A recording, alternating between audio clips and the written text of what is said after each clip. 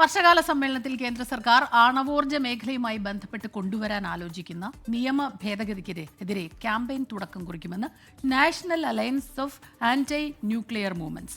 ആണവോർജ്ജ മേഖലയിൽ സ്വകാര്യ പങ്കാളിത്തം ഉറപ്പാക്കാനും ന്യൂക്ലിയർ ലയബിലിറ്റി വ്യവസ്ഥയിൽ ഇളവ് വരുത്താനുമുള്ള ഭേദഗതികൾക്കെതിരെയാണ് പ്രതിഷേധം.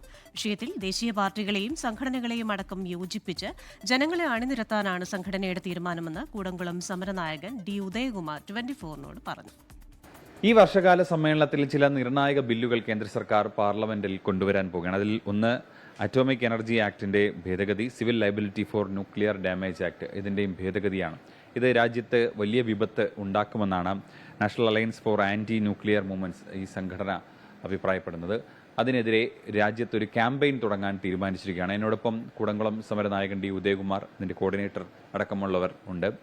ഈ നിയമം എന്താണ് ഈ നിയമം കൊണ്ട് ഉണ്ടാകാൻ പോകുന്ന പ്രശ്നങ്ങൾ രാജ്യത്ത്?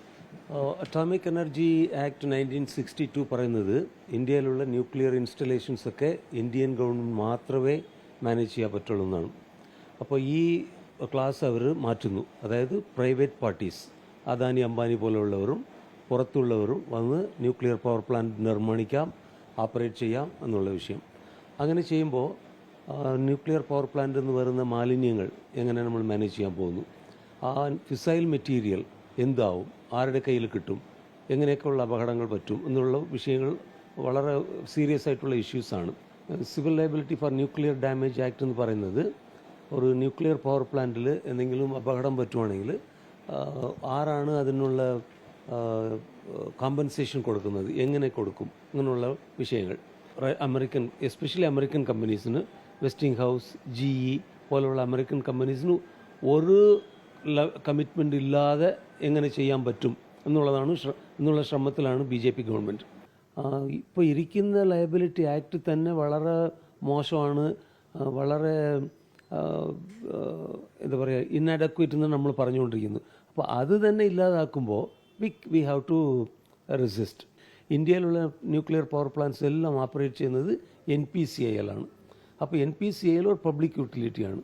അവർ നമ്മുടെ ടാക്സ് മണി എടുത്ത് നമുക്ക് കോമ്പൻസേഷൻ തരും. അമേരിക്കൻ കമ്പനീസും റഷ്യൻ, ഫ്രഞ്ച് കമ്പനീസൊക്കെ ഒരു ഉത്തരവാദിത്തമില്ലാതെ പുറത്തു പോകും. അത് പറ്റത്തില്ല ഞങ്ങൾ പറയുന്നു. ഇപ്പോൾ ഉള്ള ഈ ന്യൂക്ലിയർ ലയബിലിറ്റി ആക്ട് അമെൻഡ് ചെയ്യാൻ പാടില്ല എന്ന് ഞങ്ങൾ പറയുന്നു. നിലവിൽ എന്താണ് ഇനി നിങ്ങളുടെ ഒരു അടുത്ത നടപടി? എന്ത് ചെയ്തിട്ടാണ് ഇതിനൊരു ക്യാമ്പയിനായിട്ട് മാറ്റുന്നത്? ഇതിന് സഹകരിക്കാവുന്ന രാഷ്ട്രീയ പാർട്ടികളെയും രാജ്യത്തെ എമ്പാടുമുള്ള പരിസ്ഥിതി സംഘടനകൾ, ആൻറ്റി ന്യൂക്ലിയർ മൂവ്മെൻറ്റുകൾ, ഗ്രാമീണ തലത്തിൽ തന്നെ പല സ്ഥലങ്ങളിലും സമരങ്ങൾ, ആണവ നിലയങ്ങൾ വരുന്നതിനെതിരായിട്ട് ഇപ്പോഴും നടന്നുകൊണ്ടിരിക്കുന്നുണ്ട്.